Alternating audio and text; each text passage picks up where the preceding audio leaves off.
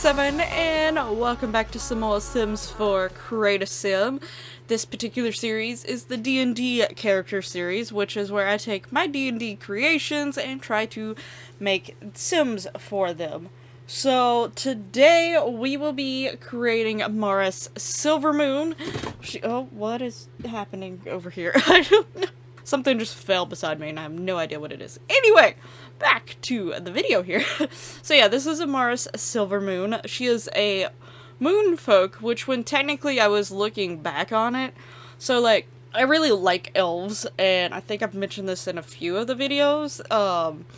My boyfriend in some ways finds elves to be a little bit more on the boring side. I get it, they look the most human-y and stuff like that, but there's still a slight difference to them, and there's still a slight more exoticness to them without looking too crazy, but then they also have better abilities than humans. They're better humans, in a way, but anyway, I really like elves, and that's not gonna change, whatever.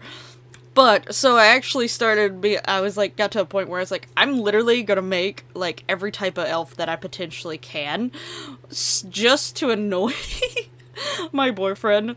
And when I was going through and like trying to find all the elves that have been in D&D, because there's some elf races that were in past versions of D&D and then they were taken out, but a lot of people still use them occasionally and stuff like that, and then some people make their own versions. So I was just trying to get a rough estimate of what different type of elves were out there and what elves I still needed to make. And in real life, I came across like moon elves, and that technically is what she is. She even has pointy ears and everything. The way I almost want to take it, I still want to call her a moon folk, but I almost want it to be a situation where her people, because, like, I had found homebrew thing for two different versions of, like, a moon folk, and I was sort of combining them together to get Amaris, but she definitely fits moon elf quite well. So I think in broad terms she's a moon elf, but she calls herself a moon folk, and like the description, like some of the things that I was using and combining to make like the one version of her race was basically they actually live more up in towards the sky, so like they have a way that they actually stay up there and live up there instead of on the ground, and it's to be closer to the moon. And in my sort of world of how I would do it is I would have it where maybe there were some groups, some villages, towns, or, you know, civilizations of moon folks that still were connected to the ground. In this case, just to simplify it, we'll go with Earth. They're still connected, they still know how to visit the planet and so on and so forth and like come back down. But some of them, I definitely want it to be like where they have sort of lost that connection. They don't actually fully know how things go on down there. They've sort of just lost all connection to that. So to me, she would call herself a moon folk, because that's just what she's gotten used to. But then a lot of the people that are like on the planet, Earth, the ground, whatever, would be like, oh, a moon elf. No, I'm a moon folk. You're a moon elf. That's sort of how I want to go with that sort of direction. Like, yeah, this is what you are. But they've just been disconnected, that they really haven't thought of, like, the different races as much, and they don't really realize their connection to the rest of the elves and all that sort of situation. That sort of type of thing. But, so Amaris here is a moon elf, moon folk, whatever you want to call her. I like the little stars on the ends of these ears. Like, I like these ears a lot, but there's a version without the little dangly stars, and then there's a version with. She is a moon folk, so the stars, I think, are a nice, cute touch. So Amaris's whole background is actually that, you know, she was in her town that was definitely not connected. They were not in tune with what was going on down below them. They have totally became like in their own world, and something happened that caused her family, maybe a few others, to actually fall, crash, whatever. Somehow they got to the ground, and it wasn't in like the most gentlest of ways. So sadly, some of them either were injured really badly, some were injured so bad that the impact was, that was it. But Amaris was protected by her parents so that she wouldn't take the blunt of the damage or hit, and she was young.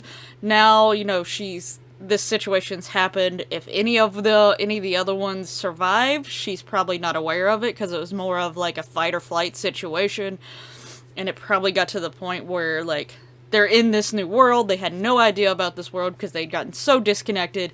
They're scared, they're afraid, they don't know how to get back, and it's more of a situation of survival at this point, and eventually she ran off, whether it was just instinct or someone told her to. It happened. She doesn't fully remember all the details of that day, but she is now alone, and she had to sort of learn how to survive on her own in this world that she has no idea how it works, has no idea what to expect. Sadly, she learns from a very young age, being a female, that one of the ways to make easy money comes through just her body, in a way. So she sort of has this very promiscuous attitude to her as she grows up. She knows how to use her feminine ways to her advantage. Now, when she was younger, it was probably more of just a means of survival, a means of getting what she needed, getting money for what she needed, and now she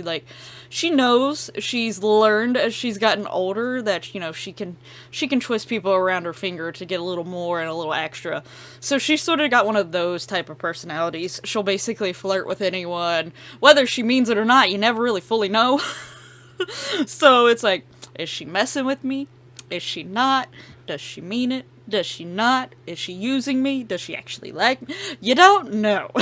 And the thing is I picture her as someone who definitely is more along the lines of being bi. So she'll literally flirt with, like, anyone. Just to get what she needs and or wants. But yeah, her main goal in the long run is definitely survival, and to maybe at one point know how to get back to her homeland. I would imagine that there's a lot of people who don't fully know how, like, I want to imagine in my world of this, like, where she would be at, people would know of the moon elves, they would know that they exist. There's some of them that actually do come back every once in a while, maybe for trading and stuff like that, and then leave. But I would imagine that a lot of people don't fully know how they get to and fro and where exactly even those towns and villages are. So even if she's down on the ground and a lot of people recognize her, oh, you're a moon elf. Yeah, you're a moon elf. You come from the sky. They don't know exactly where in the sky. They don't exactly know how the other moon elves are traveling back and forth. So, she does want to try to eventually get back to her hometown. But it's a process. It is a process to try to figure out how to get there. Now, in terms of... Oh wait, I didn't mention her class and stuff. So she is one of the split ones that I have. She is a bard and a wizard. She is a School of Enchantment, College of Eloquence. College of Eloquence is the bard subclass. School of Enchantment is the wizard. I think one or both of those. I'm having a blank moment, but I definitely know at least one of them, but potentially both of them are either older subclasses or they're homebrew subclasses.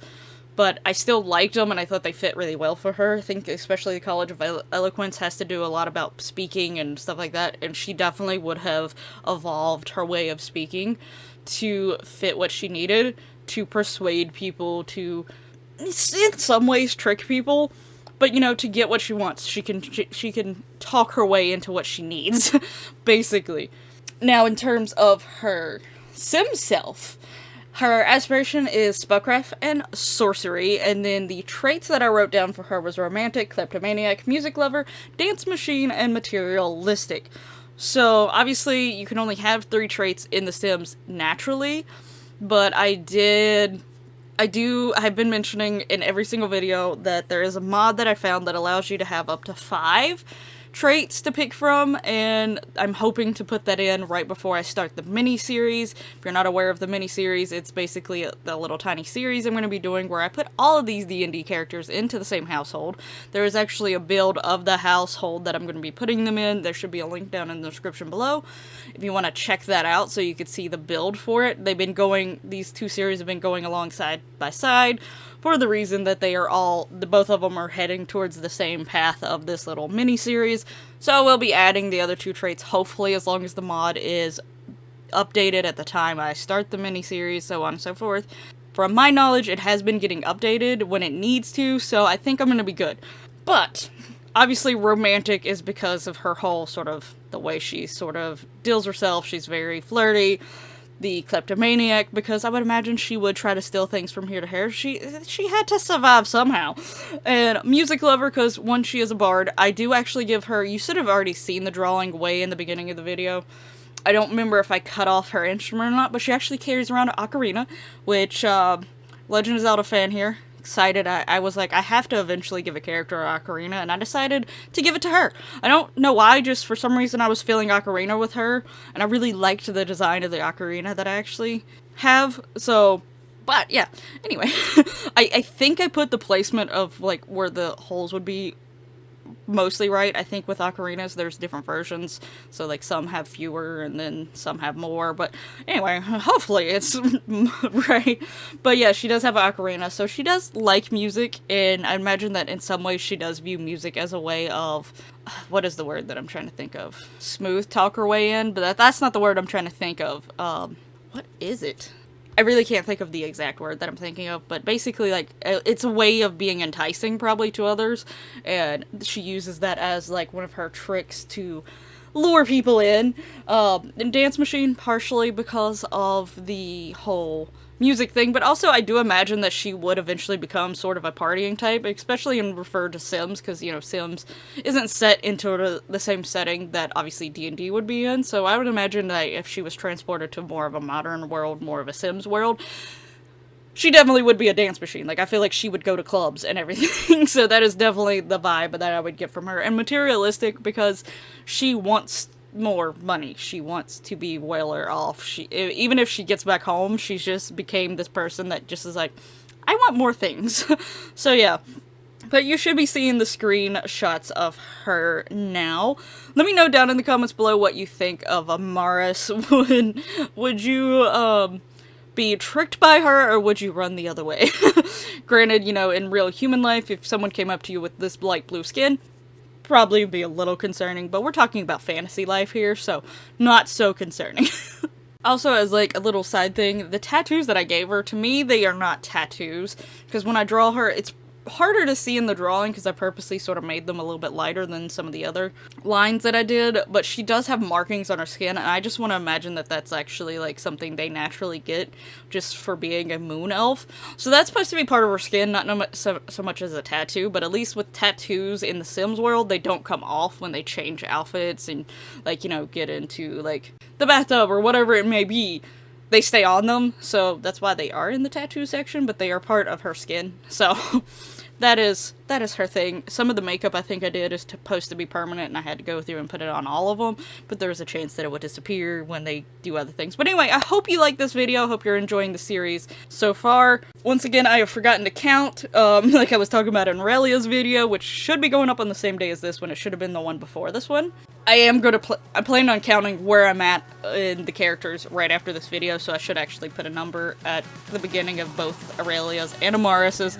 But yeah, let me know your thoughts down in the comments below. There is someone that Amaris gets connected to, and I will talk about that later when that character comes up.